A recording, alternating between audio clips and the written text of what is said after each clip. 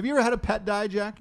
Yes. What happened? Well, I had a large collection of goldfish as a child and lizards, but as far as when you say large goldfish wise, how big was the school? No, they're called a school. How big was the school of goldfish? That I only had one at a time. Yeah, and I was not able to maintain their lives. So then, of course, I'd go get it. You flush them and then you start over. Becky would go get another one for me. Okay, gotcha. So it was one at a time. You didn't have like a large school of fish that you were continuously killing. No, absolutely not. Yeah. What about a dog? Anything like that? Dog, yeah. That's the one. A dog? Oh, I lost a dog. Aww. Did it make you cry? Made me cry. Just like the Jablers. You went down. Oh yeah, it was waterworks. I'll tell you. I've probably teared up. My brother died a couple years ago, and I didn't even like cry. You know what I mean? Really? I have a good job. I do a good job of holding things in. It's really great. Real healthy. Like your brother? Or? No, I loved him. But I just. You don't cry. You're not a crier. When I want to hold in my emotions, I'm able to do it. With that dog, the last time that I bawled my eyes out was 2006 or 2007 when I put her down. What was the dog's name? Domino. My sweet, beautiful Domino. You had to put down Domino? Put down Domino, yeah. You had to push over Domino. When I left for the Marine Corps at 18, I didn't expect that the dog was going to make it those 4 years. I came home and the dog made it another year, and then I reconnected with my childhood. I had the dog since I was a kid. Did the dog miss you when you come back from the... She recognized me. I mean, she knew me from when I was like 8 or 9 years old till 23. How long did the dog live? 13, 14 years, something like that. Yeah, nice life. Yeah, but I had done the war thing and all that stuff. Like I had already been, I've gotten a glimpse of the way the world worked. But taking that dog in and watching her life exit right there was like, just I lost it. Were you in the room? In the room, yeah. Just you? It's just me and my dad. Yeah, Man. And my dad's a guy that's just witnessed a lot of things in his life, and that was tough on him too. But did he cry? I don't remember. I don't think so. My dad's like, that's a guy that knows loss in his life. So that's probably where I probably learned it from him, how to just contain emotion. But I was waterworks. I couldn't handle it. What about you, James? There's something about putting it down, right? Like that act of like you have to choose to fucking do it, right? Yeah. That's one. It's got to be. At least as a Westerner, that's got to be one of the biggest burdens we have. Is right? We're the ones that got to decide when we put our choose. pooches down. Exactly. Yeah, well, because when you don't, I think it's better. A buddy of ours just had his dog pass away and was out in the yard underneath his favorite tree. Yes. And called for the dog. Dog didn't come in. Dog was looking at him, and he was like, "Oh, fuck." The dog. By the time he went up to the dog, like he realized the dog was dead, but it had died laying underneath its favorite tree in the yard, and he was just like, "Man, that you can't write that." Yeah. Yeah. But having to put an animal down has got to be hard because you're the one with them. Yeah. What about you, James? You lost an animal? I did. I have. Yeah. I don't want to bring the mood down too much, but my first pet was a guinea pig. His name was Garbanzo. Garbanzo the guinea pig? Garbanzo the guinea pig. Right. Yeah. I don't think that's weird or funny, but sure. Sorry. Well, I need to preface this by saying that my mom is a little bit strange. She's a little bit strange, a little bit hippie. She's also like a science BA in science and everything.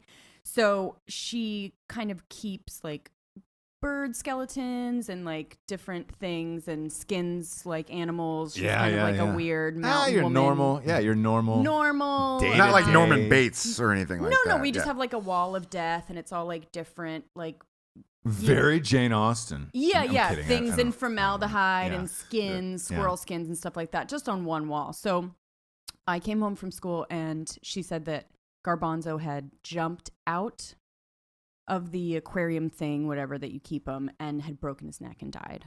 And I can't see him. I can't see the body or anything like that. But is this real? Die. This is real. So, but she told me though. So I didn't see this. I didn't see the body. I didn't bury it. Right. So I'm like, okay, mourning the death of Garbanzo. Yeah, but I don't actually like. She told me that happened, but I just have to believe her. Sure. How old are you at this point? I am maybe 12, 13. Okay, sure. So that, like too young, but not too old. But young enough to believe. Yeah, where you're just like, oh, okay. Like, but you're also in that weird transition where you're just, you're discovering the real world. Right. And what can really happen. And so maybe like 6 months after that, I was in the freezer just kind of looking for something to heat up, popsicles, whatever. Pizza. And like in people's freezer, there's just sort of like the random like bags of dough or things that like old they're meats. using. Deer old meats. meat. It's like, that's not what you're going to use to cook up a snack. But when you get desperate and there's like nothing in the freezer, you're going to start looking in those weird things. And I opened one of the bags and there was garbanzo in the ready freezer. To fillet. Just staring up at fucking me. way. Mom. Did you fucking scream? I screamed. I dropped it just because it's a frozen guinea pig, right? Just oh my God. Hits the floor. So you heard it hit the floor? Yeah, and I just I'm traumatized, right? Yeah. Talk about war and stuff like that. So I guess what happened was she was like, oh my God, I'm so sorry. I was going to boil it and skin it and glue the skeleton together. You're kidding me. God. But she never got around to it. Was that going to be a gift for you or something like that? No, it was just going to be like a scientific like anatomy experiment for my mom. Wow. Yeah. That's fucking weird. Yeah. Man. Becky Mandeville wouldn't do anything like that, would she? No, she'd just go out and get a new gerbil. And you guys would have like a nice burial probably. Yes, I grew up in the I was more Leave It to Beaver. You were more Beverly Hillbilly. Yeah. Fair enough. Fair assessment.